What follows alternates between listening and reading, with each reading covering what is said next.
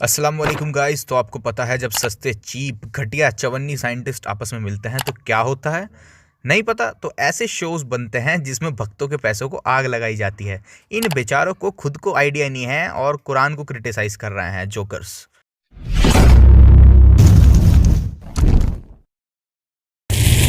खैर, आज आप इन महान साइंटिस्टों की खोजों पर नाज़ करें उससे पहले मैं आपको बता दूं, इन लोगों ने पुरानिक बिग बैंग पर जो सवाल उठाए हैं वो ऑलरेडी हम इस वीडियो में कवर कर चुके हैं।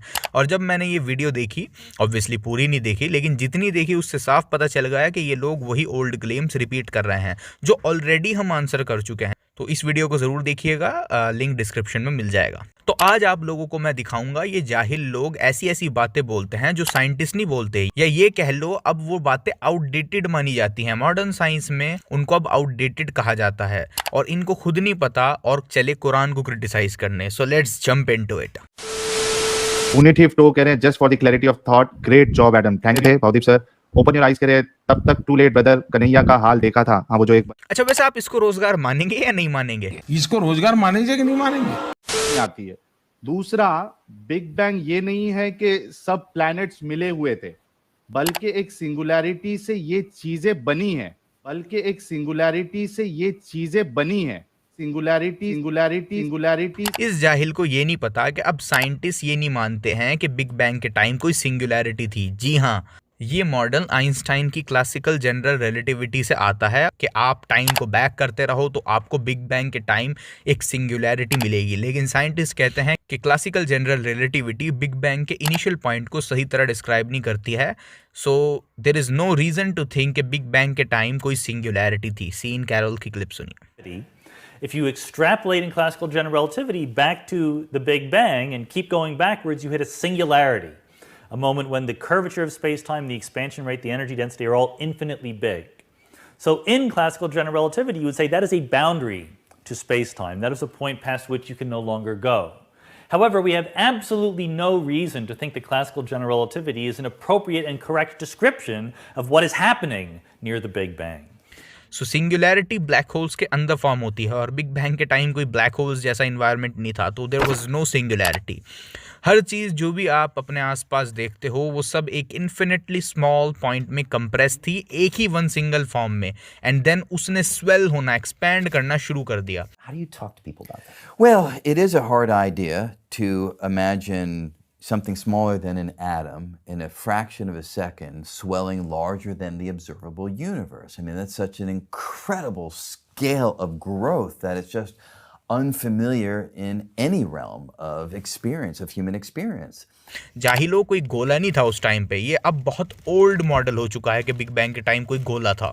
अभी हमने बिग बैंग को क्या देखा? बिग बैंग ये है कि पहले दुनिया एक गोला था और फिर उसमें धमाका हुआ, ठा, और वो फटी। बोले ना, हाँ, कहीं धमाका हुआ था। धमाके के बगैर वो गोला कैसे फटा था?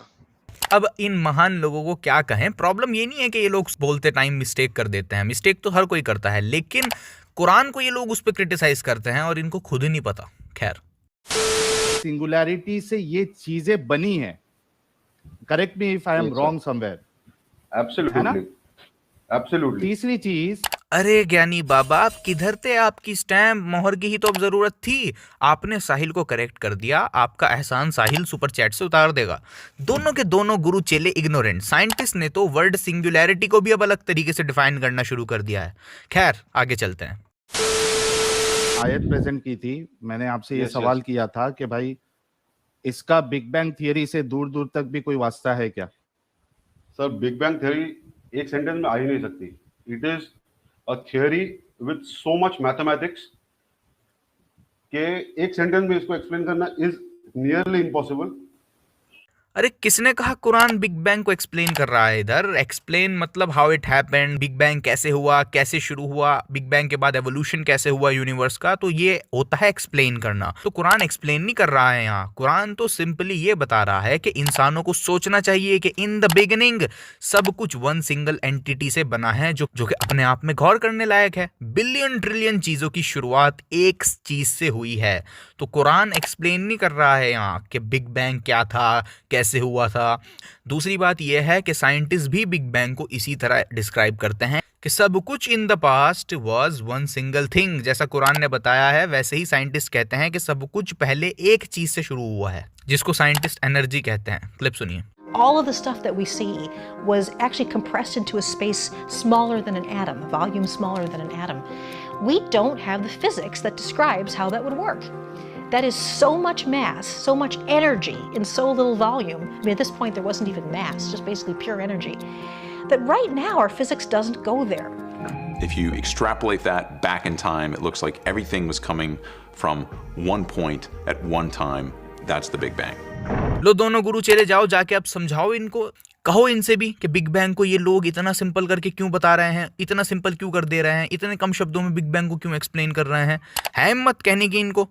अगेन तुम लोग जाहिल हो, तुमको क्यों ऐसा लग रहा है कि बिग बैंग को सिंपल करके चंद शब्दों में नहीं पिरोया जा सकता है। साइंटिस्ट तक ये करते हैं, लेकिन आप लोग शायद काव कोला सेलिब्रेट कर रहे होंगे, इस वजह से आप अलग ही बात कर रहे हो कुछ।